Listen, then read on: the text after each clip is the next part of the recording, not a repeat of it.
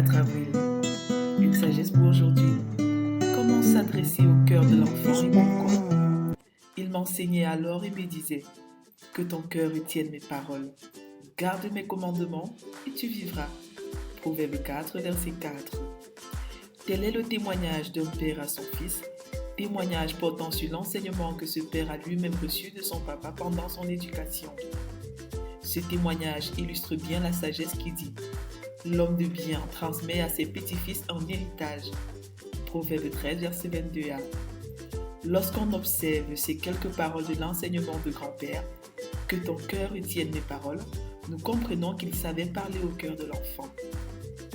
Lorsque Dieu parle aux hommes, pensons-nous qu'il s'adresse à leur cerveau ou alors à leur cœur?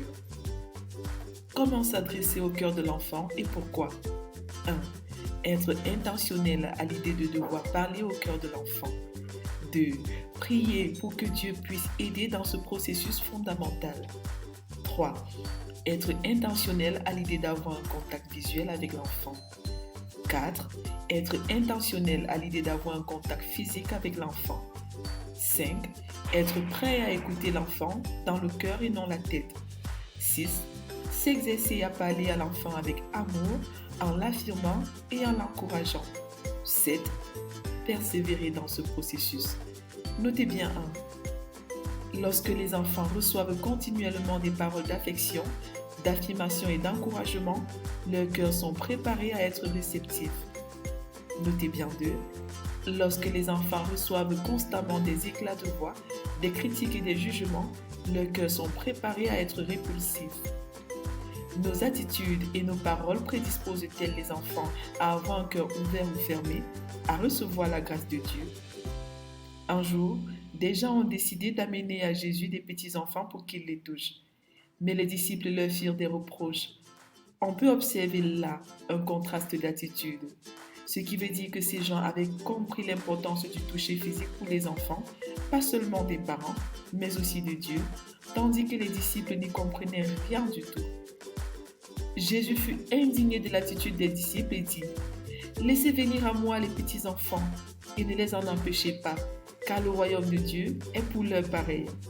Puis il les embrassa et les bénit en leur imposant les mains.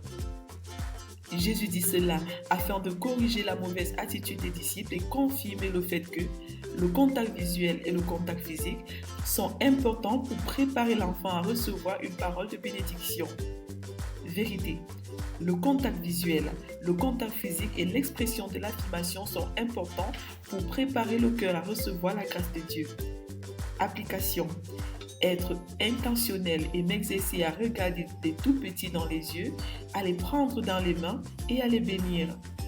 Promesse. Tous tes fils seront disciples de l'Éternel et grande sera la prospérité de tes fils. Ésaïe 54, verset 13. Prions ensemble. Père, apprends-moi à utiliser le langage du cœur dans mes relations avec mes enfants afin de les préparer à être tes disciples. Au nom de Jésus, Amen. Lecture pour aujourd'hui. Psaume 16 à 20, Proverbe 4, 2 Samuel 13 à 15. Vous êtes bénis.